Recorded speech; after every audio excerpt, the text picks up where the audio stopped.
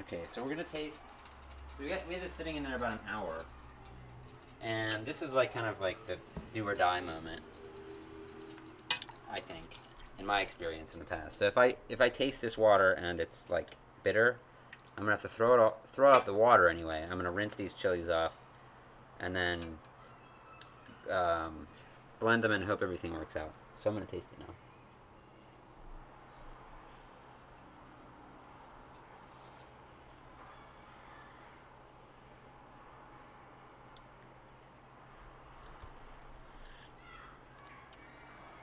That's really good.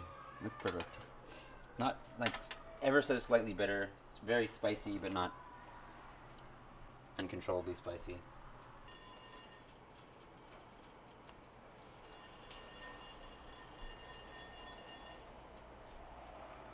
So that looks like plenty. So I just put another allspice in and some more cumin. I've got my herbs in my spice grinder. Don't mix your spice grinder and coffee grinder up.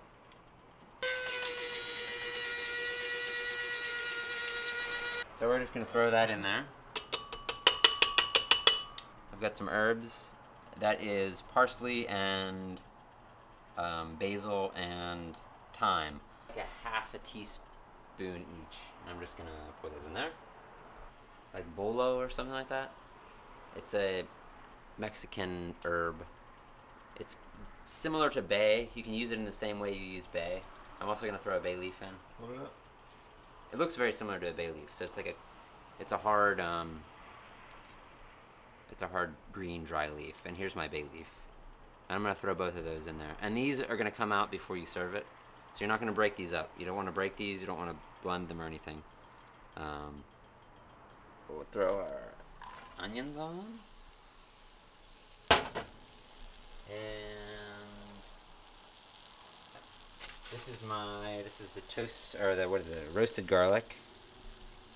I'm just gonna throw that in there, but so you can actually see what's going on. But I can't see.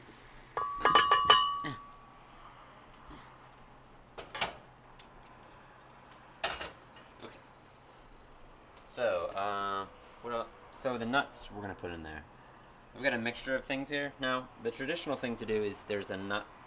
I don't remember what it's called, but it looks very similar to a sesame seed, but it's actually from Mexico. And this is what I learned on the internet. I think that's what's going on, but I couldn't find it, so I'm using sesame seeds. And I'm using peanuts, and I'm using some chia seeds from the chia pet, and I'm using some flax seed. In my mind, so you have one flavor, which is like the peanut or the sesame. But if you add multiple flavors that are very similar, you add a more complex flavor to your final meal. So that's why I'm using like 5 different chilies, or even 6. I think I have like 6 different chilies in there. So let's puree this.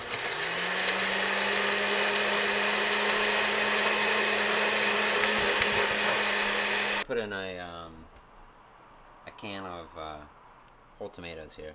For the most part, you kind of put in how much you think you want or how much tastes good. The only one of the exceptions is like the allspice and the clove, which you can very easily go overboard on and kind of not get back from. But things like the tomatoes and the peppers and the chilies and kind of the onion and garlic, it's hard to go overboard on those. I mean, as long as you're somewhat intelligent.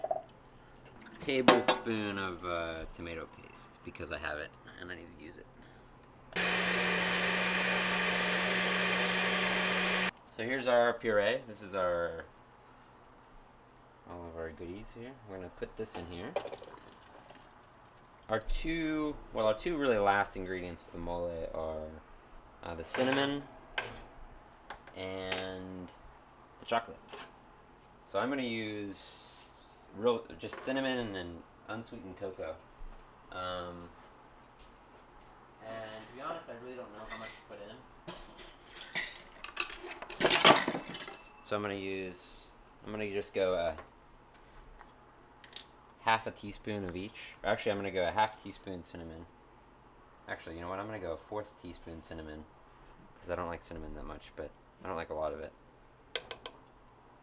Oh, also I put the toasted banana peel in here earlier. Whenever I put the after I put the pureed peppers and tomatoes in there.